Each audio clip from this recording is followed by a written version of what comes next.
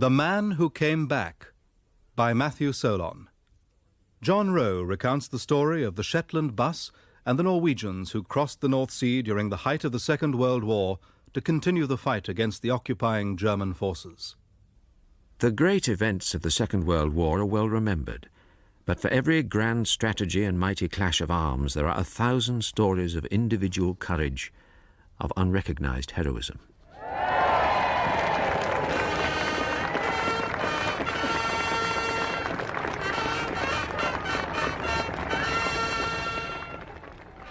Every year the trumpets sound in Trafalgar Square, carols are sung, and a fir tree is lit with the plain white lights of a Norwegian Christmas. Ladies and gentlemen, it is the 44th time that the city of Oslo has given a Christmas tree to the city of Westminster. It is given as a token of gratitude to the people of Great Britain for their unswerving help and support during the dark days of the Second World War. What you British did for us, we will never forget. This is not the story of what the British did for Norway, but of what a group of Norwegians did for their own country and their own people. Die Ziele Deutschlands sind unendlich begrenzte. Wir haben uns mit Russland darüber ausgesprochen. Und das sind ja letzten Endes die nächsten Interessen. To be occupied is something that no nation wants, least of all the Norwegians. To begin with, the Germans told them they'd come as liberators. They'd come to help their brothers, their Aryan brothers. But that story soon wore thin when the jackboot started to come down, and Norwegians realized full well that they were in for what looked like a long period of German domination. James Irvine was born and still lives in Shetland. He knows the story well, of the Norwegians who crossed the North Sea to Shetland and who then sailed back in the boats that had brought them to safety to continue the fight against the Nazi occupation. It's a story of small wooden fishing boats crossing and recrossing some of the most dangerous seas in the world to take weapons, saboteurs, radio operators and explosives to Norway under the eyes of the Germans and carry refugees back to safety in Shetland.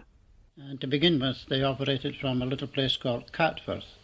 And then it became clear that this thing was going to work, and they needed a proper base, secure, secluded, where nobody would be looking on, and a place called Lunna, away up north in Shetland, was chosen.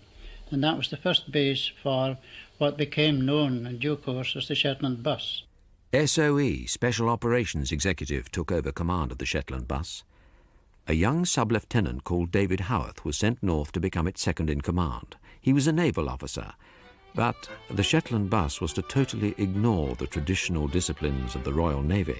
Most of the men were fishermen, and no fisherman of any nation can be driven. He's brought up to depend upon nobody and to call nobody his master.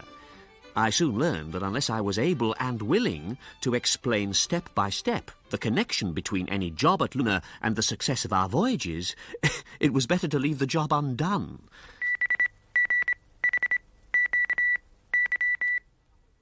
But petty troubles were forgotten as soon as our first operation was arranged. That first mission was to take a messenger to a point north of Bergen to establish contact with a party of army officers who had begun to form an underground cell in Bergen itself. The boat chosen for this first trip was the Axel. The messenger's job was to find a certain lieutenant and tell him that a cargo of 8 tons of sabotage stores was ready in Shetland and waiting to be shipped. Fitting out the messenger was my first experience of dealing with an agent's needs. Like most novices, I began with a childish enjoyment of the whole business, which in time gave way to an admiration for the courage of the agents themselves, coupled with a cynical belief that much of the gear we supplied them with might have been invented by schoolboys playing spies. For example, we fixed him up with a supply of cigarettes which had been specially manufactured without any name on the paper, but which would have given themselves away as British by the first whiff of Virginia smoke. By 9 o'clock on the evening of the 30th of August 1940, the Axel was ready to sail. Guns, food and stores had been loaded aboard and the messenger's equipment checked. Minder, the ship's engineer, a gentle giant of a man, started up the engine. I saw him gleaming with sweat under the bright lights of the engine room. A change had come over the crew. I had never seen them so happy or so efficient. August Neroy, the skipper, was laughing at Yertsen, who had chosen to sail in a rather smart grey lounge suit, a collar and tie, and a Homburg hat. Axel dropped her moorings with a splash. The tonk of her engine grew quicker, and we could just see the outline of her hull as she swung to the open sea. Then she gathered way and disappeared into the dark night. As she passed the entrance to the bay, she sounded her siren.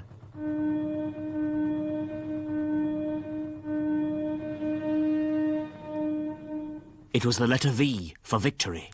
The first mission was a success. The Axel returned, her wheelhouse and superstructure decorated with bunches of heather and boughs of birch. The messenger had been safely delivered, and the crew of the Axel had gone ashore to enjoy the hospitality of good Norwegians, those who refused to collaborate. The crew even went to a village dance, inviting some local girls aboard afterwards for some real coffee and white bread.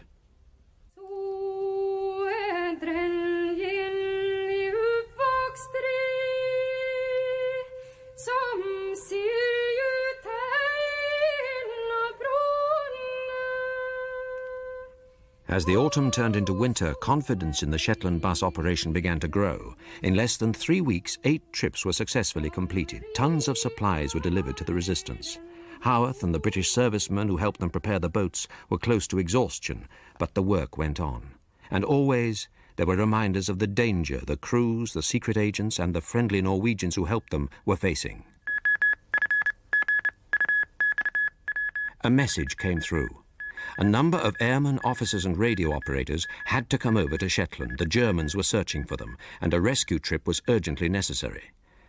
A rendezvous was arranged for one of the Shetland Bus boats, the Egeland, to meet the men at the head of Vinjefjord, 40 miles from the open sea, and with no alternative route of escape if the boat was detected. Skippered by Ole Grotel, the Egeland reached the rendezvous. In his ship's log, Grotel recounts what happened. 2100 hours off Hovdi. Hove to, waiting for someone to come on board. 2130 hours. This all seems very mysterious. I've been waiting half an hour and no one has turned up. Going ashore to see what's up. 2215 hours, going full speed down the fjord. We got bad news ashore. At the first place we came to, they wouldn't say anything. They seemed to think we were Gestapo. We went on to the farm at Hovdi. I felt sorry for the wife in the house. She was trembling with fright, so I knew something devilish was afoot. One of the daughters at the farm told us what had happened. The airmen and agents had been there, but yesterday afternoon German soldiers came and arrested all 3, and 2 men from another farm. The Germans were also searching for ships which might have picked up the men. All ships are being stopped and asked for passes. The fishermen even have been made to break open their herring barrels. So we didn't have much time for talk. We got on board in a hell of a hurry and got cleared away for action. We are going to put up a fight, however many there are in the pack. Ole Grotel brought his ship home. Navigating by time and compass, the Egeland steamed through the fjord on a night dark as a coffin. By 4:30 the next morning, they were safe to the west of the Norwegian coast. The next reminder of the danger everyone in the Shetland Bus faced was even more immediate. Ingvald Johansen took his boat the Vita to pick up some refugees. It should have been a normal trip, but the Germans had traced the party of refugees, and when Vita turned a bend in a narrow channel, she was met by a German warship. The decks were swept with machine gun fire at point-blank range. Miraculously, none of the crew were killed. All survived as prisoners of the Germans till the end of the war. Others were not so lucky. The first Shetland Bus casualty was a young man called Niels Nesser. He was on the Siglaus, which left Norway with a party of refugees on the 27th of October. A gale was blowing from the northwest on the ship's starboard bow. Niels Nesser was at the wheel. As the first grey light came into the sky, they apparently sighted a twin-engined aircraft to southward.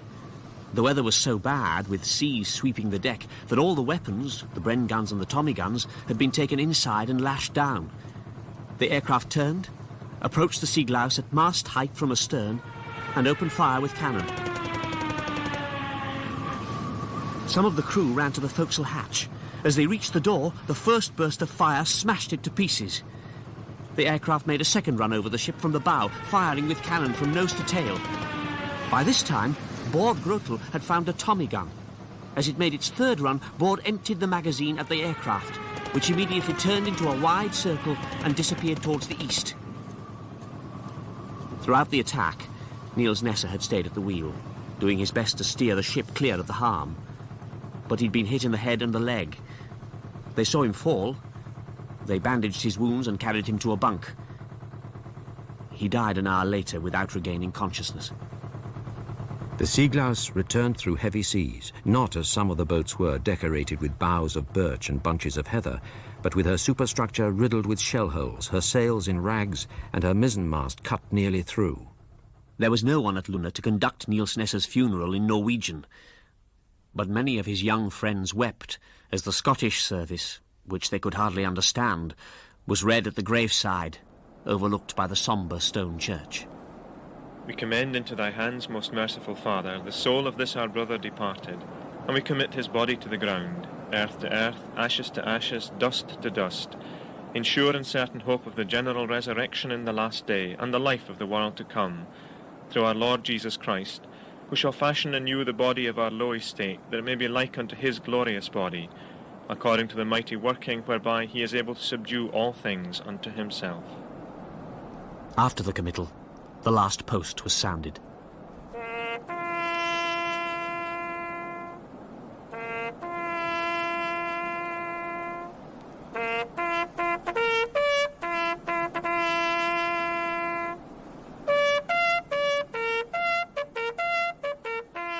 So that was the first loss we had, but we were never gotten into a churchyard.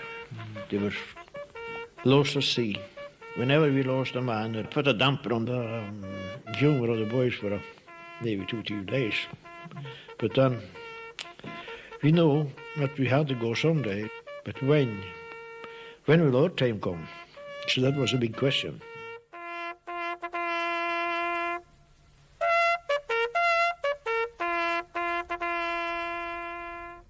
It was a dark, dispiriting time for the Shetland Bus. The death of Nesser, the capture of the Vita with all her crew, and now the Norwegian, which had left on a mission 3 weeks ago, was long overdue. 13 men were missing, more than a third of the operation's seagoing strength. On the evening of Niels Nesser's funeral, David Howarth walked down the pier at Luna to discuss the situation with a staff officer who was on a visit from London. I remember saying to him that I had little hope of seeing the Norwegian again. She was so long overdue, I knew something serious must have happened. As I said the words, we both stopped. We listened. Was it? Seconds passed, and we heard nothing. Then, a shift of the breeze, and it came unmistakably. Donk, donk, donk. A Norwegian engine. It couldn't be the Norwegian, and yet if it was her, where on earth had she been all this time? The sound grew louder. We watched with aching suspense the point of land to the northward where the boat would first be seen. A mast appeared. It grew downwards as the boat cleared the slope of the hill until the stern was visible. It was not the Norwegian. It was not one of our boats.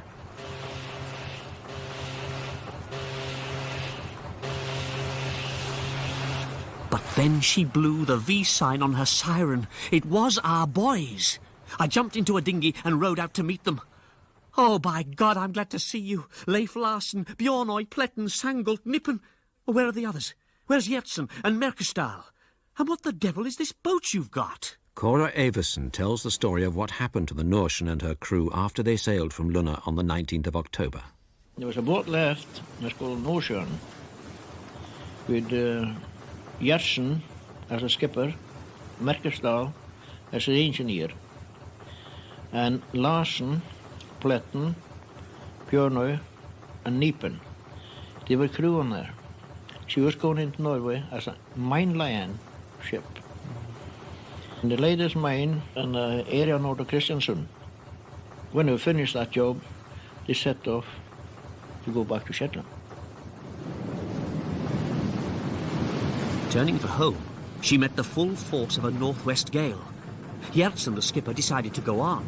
He wanted to be far away from the minefield by dawn, when the mines would be live and things might begin to happen. The Norwegian was coming clear of the wave crests for half her length and was pounding heavily into the troughs. It was more than she could stand. Water began to pour through the inner planking on the starboard side. The cement ballast in the hold was breaking up. Either her bottom was stove in, or her keel was broken. The engine stopped.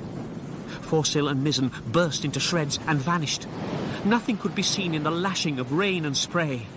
With only the small triangular sail set, and with the ship very low in the water, they drove at 6 knots towards the rock-bound coast. Driven by the storm, the Norwegian reached the comparative shelter of the fjord. In these quieter waters, her decks awash, she first listed and then sank. The crew managed to get the lifeboat clear and row ashore. As Cora Everson explains, the crew split up. Gjertsen and Merkersdal, they left Larsen. They were going another way, trying to get back to Shetland. And Larsen, Bjørnøy, Pletten, and Nieper, they went along to Bjørnøy's father. Leif Larsen remembers what happened next. Going along to Bjørnøy's father was no easy matter. The region he lived in was 70 miles to the south. There were 3 wide fjords to be crossed, and between them, snow-covered mountains rising to more than 6,000 feet. Their first need was for warmth, food, and a chance to dry our soaking clothes. I knocked at the door of a nearby farm and explained who we were. The farmer showed us a small poster, which the Germans had decreed must be displayed in the wheelhouse of every fishing boat. It said, "Contact with the enemy is punished with death." I said, "Yes, I've seen that before, but the question is, who is the enemy? If you think we are your enemies, just say so and we'll go." The farmer thought for a moment, looked at me, Bjørnøy and the others, and then opened the door to let us in. The crew of the Norwegian had begun their journey to freedom, crossing fjords by rowing boat, walking high mountain passes where they noticed with pleasure that the pattern on the rubber soles of their British sea boots left a V sign imprinted on the snow at every step. Passing a convoy of 40 German army lorries parked by the side of the road, they reached at last the village where Bjørnøy's father lived. They stayed there 2 days, sleeping in comfort and eating splendid dishes which Fru Bjørnøy and their neighbours cooked for them. By the afternoon of the second day, Bjørnøy's father had found them a boat for the journey to Shetland. The Arter, a fishing boat in first-class condition, moored not 2 miles away. Larsen and the crew decided to take a few hours' sleep before stealing the Arter that night. Our sleep was to be a short one. Early that evening, Fru Bjørnøy woke us up in alarm. The Gestapo were here, asking the neighbours' children if they had seen 5 men in oilskins and sea boots. Now they were searching the next house down the road. There was no time to lose. At that moment, only minutes away from capture, the air raid warning sounded, to be followed by the crash of RAF bombs and the sound of German anti-aircraft defences blazing into action. In the noise and confusion, we rowed out to the Arter, slipped her mooring, glided quietly out of the harbour and set course for Shetland. We were told later it was the British airmen who were blamed for pinching the Arter.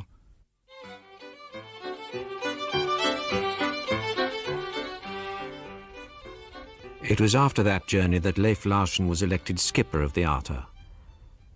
The escape from Norway was to prove typical of his deeds with the Shetland Bus, a combination of leadership, unshakable courage, confidence, bravado, and luck.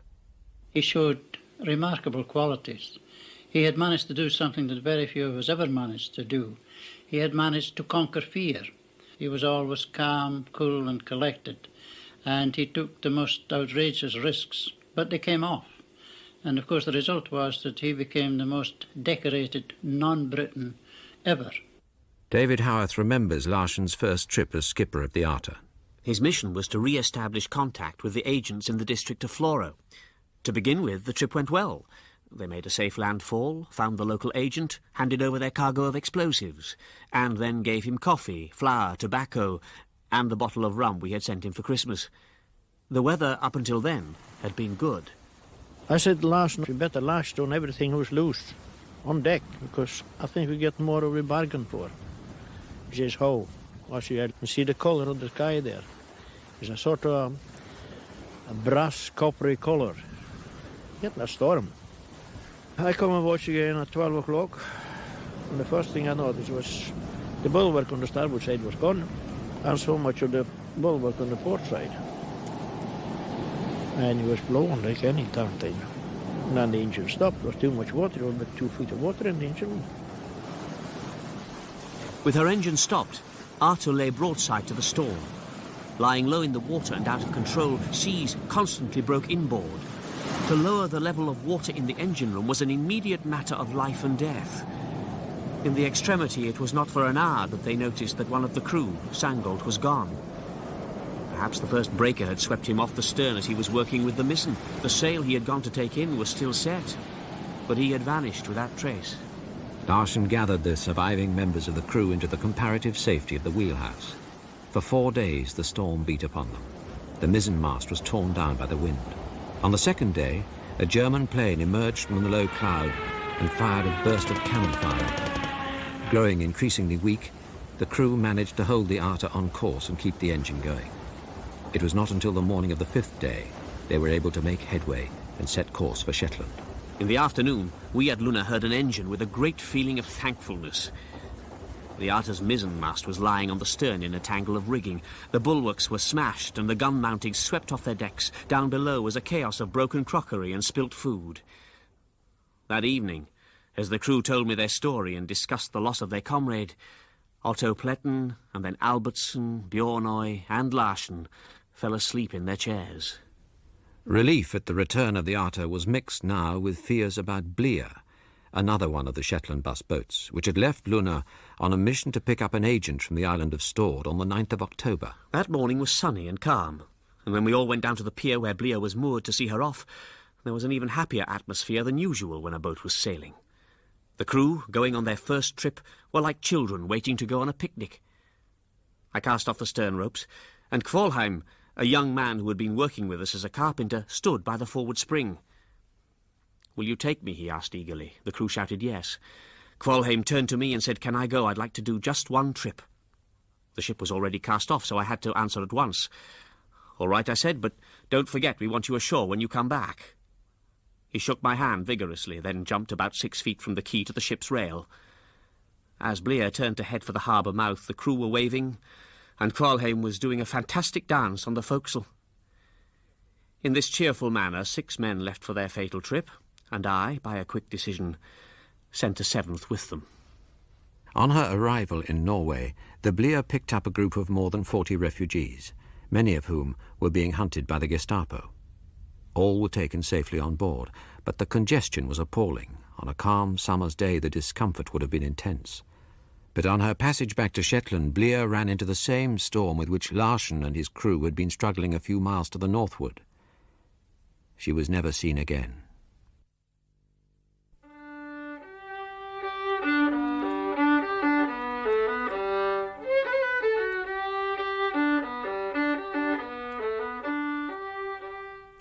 The only times we deliberately relaxed were when boats came back from Norway, and we always found enough drink somewhere to give us a glow inside.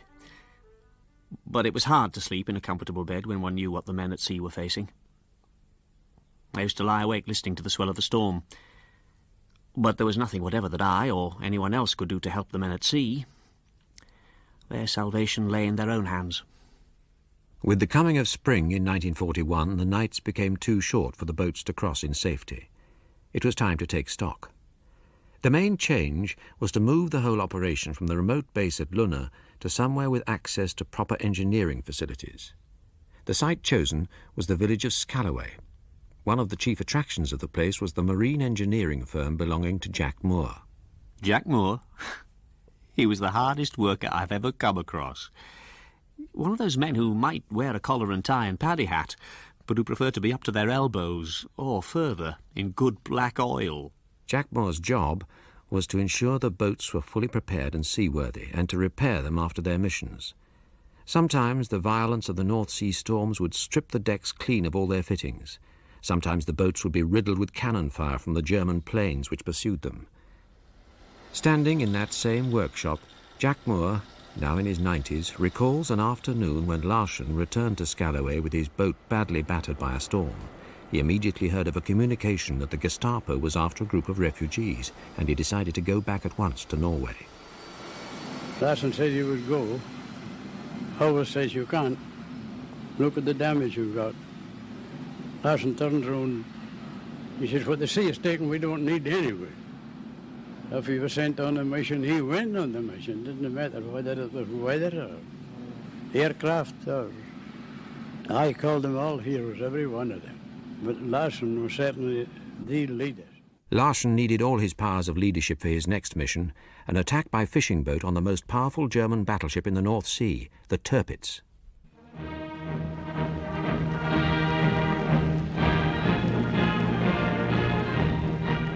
Fast and heavily armoured, the Tirpitz posed a tremendous threat to the British convoys carrying vital supplies to the Russian port of Murmansk. The need to sink her was imperative. At that time, the Royal Navy had just perfected a two-man human torpedo called Chariot. 20 feet long, it was driven by electric motors. The crew sat astride it in diving suits, protected by a kind of windscreen. On its nose was a large, detachable warhead, large enough to sink the Tirpitz at her anchorage in Trondheim Fjord.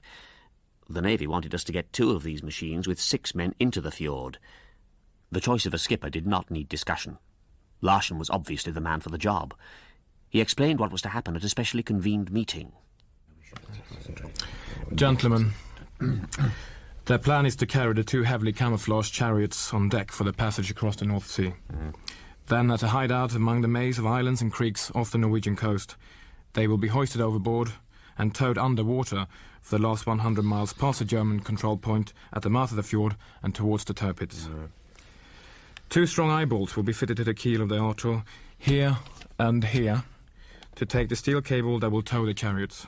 That is correct, Mr. Howarth? That's correct. An extra bulkhead will be built in the cabin to create a hiding space for the chariot crews and for their gear. Our ostensible reason for entering Trondheim is to deliver a cargo of peat from one of the outer islands to the town. Now, trials will be conducted in a remote sea loch in the northwest of Scotland, with the battleship HMS Nelson acting as target. Now, what about documentation? The fishing pass, registration papers, crew list, crew passes, and the certificate showing Arthur's past movements will be painstakingly forged.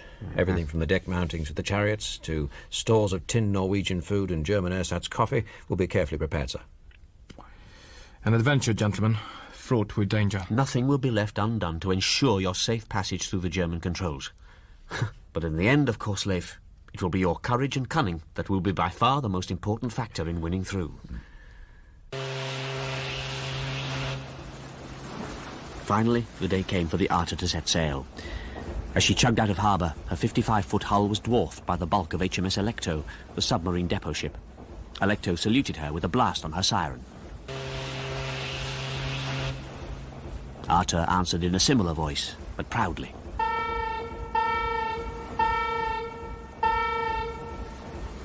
I was proud of her too. So small a ship, and ahead of her, as Larsen had predicted, so great an adventure. We crossed the North Sea in rough seas and a strong easterly wind. We dropped anchor in a small bay on a low island off the Norwegian coast. German planes flew overhead, but we managed to hoist the chariots overboard, where they hung down vertically on their towing wires. Next day we set off towards the fjord, the chariots streaming behind us, passing merchant shipping and German patrols. We spent that night at an island at the mouth of the fjord, where, with the help of some friendly Norwegians, we made emergency repairs to Arthur's engine. When daylight came, we were ready to begin the climax of our adventure. The moment had come to put months of preparation to the test. The English chariot crews crept into the secret narrow space behind the extra bulkhead. Once inside, they were in pitch blackness and could only guess what was happening from the sound of the engine and the footfalls on the deck overhead. The Arthur passed through the minefields and defences, close to an armed patrol boat. As we entered the fjord, below the massive forts which guarded it, we saw the examination vessel. German sailors stood at the rail, watching us. Bjornoy took the wheel, slowing her gradually to make sure the chariots did not overrun their wires and break surface ahead. Lines were thrown and the 2 boats touched. If any of the Germans had looked overboard, they would have seen the 2 mini submarines hanging below in the clear water. Prepare to receive boarding party! A German naval lieutenant jumped aboard and made for the after cabin. Your crew list, please, sir. See, this was signed by Captain Koenig, an old friend of mine. I used to know him well in Bremen. I did not know he was in Ålesund. Yes. I see you've been in Kristiansund. How did you like it? It was all right. Your cargo? Peat. Peat? What is that? It is dug from the islands for burning.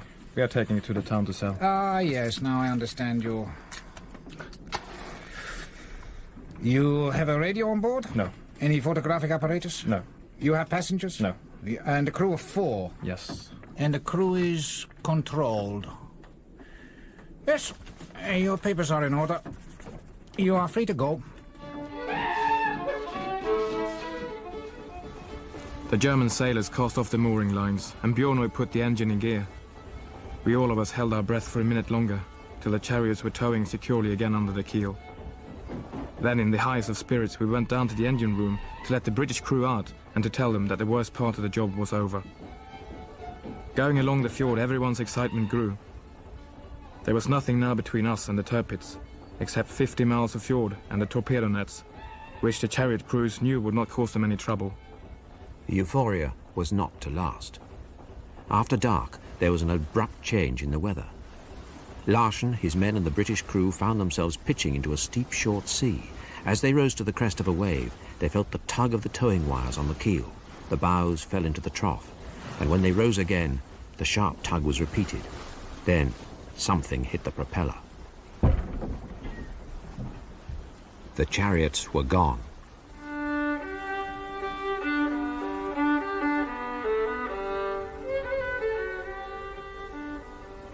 We were within 5 miles of our target. We had passed through all the defences. The Germans had no idea we were there. The way to the Tirpitz was open, but there was nothing we could do. The problem now was how to escape from the fjord. We could not take to Arthur back through the same checkpoints, nor could we land to offload her cargo of peat. The only route to safety was overland. The British and Norwegian crews launched the Arthur's dinghy and rowed ashore. Larsen took Arthur half a mile out into the fjord and opened her seacocks. The water flooded the engine room and rose until it stopped the engine. They abandoned Arthur and left her to drift and sink. The British were wearing submarine jackets over naval battle dress, a uniform which made them more conspicuous but would perhaps give them the protection of prisoner-of-war conventions if they were captured. The Norwegians, in civilian clothes, could expect nothing but execution. We began the journey through the 60 miles of woods, farmland and mountain passes that separated us from the Swedish frontier. At night, farmers and their families gave us shelter, though they were risking death or a concentration camp by doing so. Tired and slowed down by the snow, we came closer and closer to the safety of the border. As we did so, the attitude of the people changed. Farmers refused to help us. One of our Englishmen, able seaman Robert Evans, began to develop frostbite. Then, turning a bend in the road, Stop! They stopped, in the pitch darkness, at arm's length from 2 armed policemen. Gå över dit! Hvis ikke skyter vi! Larsen's party and the 2 Norwegian policemen opened fire at point-blank range. Skyt!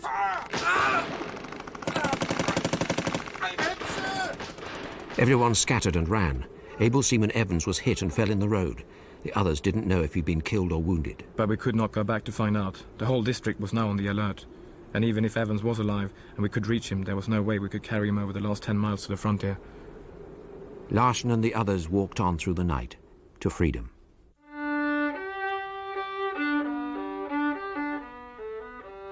The Shetland Bus missions continued. Sometimes the trips back and forth seemed almost routine. Years later, Larsen was asked what of the whole experience had been the most difficult. I couldn't say exactly what was the most difficult. It was difficult all the time. The sailing. We were out at sea during winter time. The hard storms, going into the coast in darkness. It was quite difficult. We were always looking out for German planes. Had a little fight or two with them, shooting at us. But we went through. Not all of us, though. I and a few others went through it all during the time we were going with the boats. But we lost 42 men during that time. And 8 of our boats we lost too. So we had rather heavy losses. The failed attack on the Tirpitz was not the end of Leif Larsen's war. He had one more little fight to go through. On a fine afternoon, returning from a mission, the Berkom was steaming on her homeward course about 70 miles from the Norwegian coast. We expected a German plane to attack at once, so we dropped our camouflage and manned the guns. But it flew off towards the coast. The pilot must have reported our position. It was about 6 o'clock when the attack came. 2 planes dived to mast height, flying across our bows, firing their cannons. Clausen on the Port Louis gun mounting was badly wounded by the hail of splinters. As the 2 planes circled for a second run, I tried to turn the Bergholm so that all her guns could be brought to bear. Another storm of shells and splinters hit her. Enoksen at the Twin Colt staggered away from his guns, with his face and hands hidden in blood, riddled with shell splinters from head to foot. Calver at the Bow Colt was hit in the hand and foot. As the planes roared by, he swung his gun round and aimed it with his remaining hand, then jammed his other elbow onto the trigger. In the next attack, Enoksen was hit again. Ferry was also wounded but stayed at his gun. 1 plane turned towards the coast. The other turned to drop a stick of bombs. Ferry was wounded again and could do no more. Again the plane turned to attack. Another stick of bombs came down and the last of them fell a few feet from the stern. Vika was injured. When I ran to help him, I saw his foot was shot off above the ankle. 5 of the 8 men on board were out of action. I didn't know how we'd meet the next attack, but then I looked up at the second plane. It was disappearing to the east, damaged and smoking. The whole fight had lasted just over half an hour. Vika was dying. He was conscious and sometimes smiled, but did not speak or complain. Ferry, Enoksen and Clausen were in great pain from the numbers of steel splinters in their hands, heads and bodies, and they could not move. The Bergholm was taking in water. The wheelhouse was literally shot to pieces and the engine had stopped. Help me! We patched up the bullet holes in the lifeboat with canvas and sheets cut from bully beef tins. There was a grievous struggle to get the wounded men into the boat without hurting them too much. The 3 of us who were not wounded took turns in rowing, 2 at a time, each rowing for 4 hours and resting for 2. I decided to steer for Ålesund, where we had stolen the Arthur the year before, and where I knew that Björn's father, who had helped us then, was in touch with the local radio operator. Calver was able to bail with his undamaged hand, and he did so continuously. At 4 o'clock of the first morning, Vika asked for water and aspirins. We had no aspirins, but when I gave him the water, he seemed satisfied. When I went to him an hour later, he was dead. We wrapped his body in a blanket and lifted it overboard. After 4 days and nights of rowing, Larsen and the survivors reached the coast. Fortunately, none of the German search planes which flew overhead spotted them. Their first contact was with the quizzling skipper of a local fishing boat, who said he would use his influence with the Germans to help them. It might mean only a few months in prison, and then they could serve in the German merchant navy. This offer was declined. They pressed on and reached Bjornai's home. He and the people he knew, at great risk to themselves, offered shelter. Alerted by the quizzling skipper, the Germans launched an intensive search. Advertisements offering a large reward for the capture of the shipwrecked seamen were printed in the papers. The reward was never claimed. The soldiers and aircraft failed to find the shipwrecked sailors. Bjornøy's father got a message back to Shetland. It was far too dangerous for one of the Shetland Bus boats to attempt a rescue mission. German activity was intense and every boat was being thoroughly searched. It was not until the bad weather changed to fair that a code message was broadcast by the BBC and a motor torpedo boat left harbour in Shetland. The resistance network functioned well. Next evening, when the MTB entered the small bay at Skorpen, the 7 men were waiting on the shore. Afterwards, Larsen said, "We were glad to be on our way."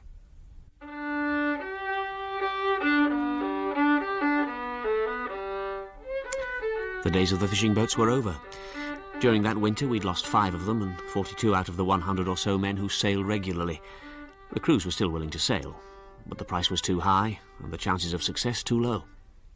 Help came from America. Hearing of the problem, Admiral Nimitz, Commander-in-Chief of the American Naval Forces in Europe, ordered 3 U.S. Navy submarine chasers to be sent to Shetland. They were bigger than the fishing boats and 4 times as fast, and equipped with every possible gadget and comfort for the crew. Central heating, an oil-fired galley, refrigerators, ice-water fountains, hot and cold showers, and electric toasters. But more important, They were more powerful and well armed. The whole character of the Shetland Bus operation changed. In the last year of the war, they completed 80 missions with no casualties. German aircraft flew overhead but didn't or wouldn't dare attack. The Shetland Bus had come a long way from those first missions at the beginning of the war. To ascribe glory to the violent death of any young man is only to add further folly to the failure of human wisdom, which is the cause of war. No glory? But what of heroism? Who sings the hero? Leif Larsen was the most famous of the Shetland Bus men. He won decorations from Great Britain and his own country, but he never wore them.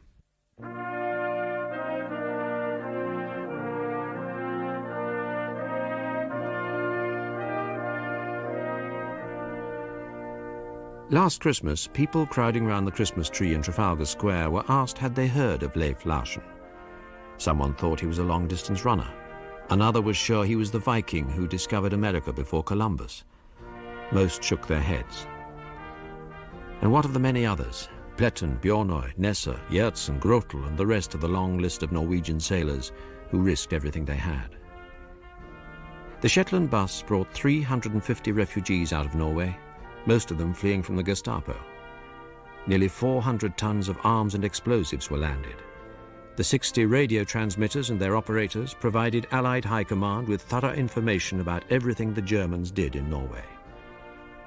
The bus was a link in a chain that tied down 284,000 German soldiers. When the German garrison surrendered, it was to Norwegian fighters armed with guns which had crossed the sea from Shetland.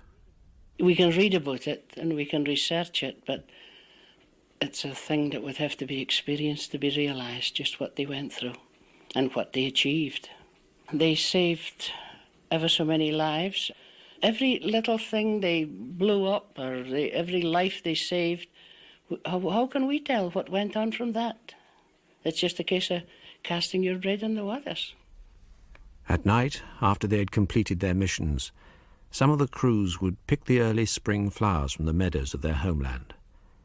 Next morning, those flowers would be in Shetland, a promise of the liberation to come.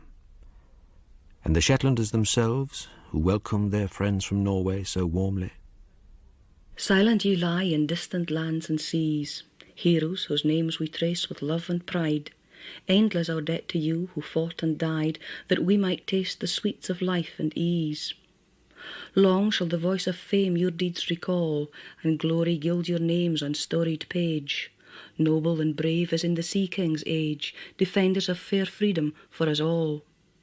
High on the shining scroll of bright renown, emblazoned in the work wrought by your hands, refulgent now the name of Shetland stands, on through long ages to be handed down.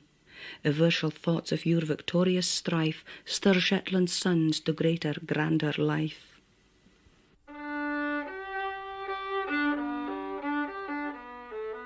John Rowe recounted the story of Leif Larsen and the men of the Shetland Bus in The Man Who Came Back by Matthew Solon. David Howarth, Keith Drinkle, Leif Larsen, Ralph Beck, Grotel, Eric Allen. You also heard the voices of James Irvine, Kara Iverson, Jack Moore, Rhoda Bulter, and Mary Blance. Radio 4 would like to acknowledge the help given by the Norwegian Embassy, Radio Shetland, and the people of the Shetland Islands. The director was Martin Jenkins.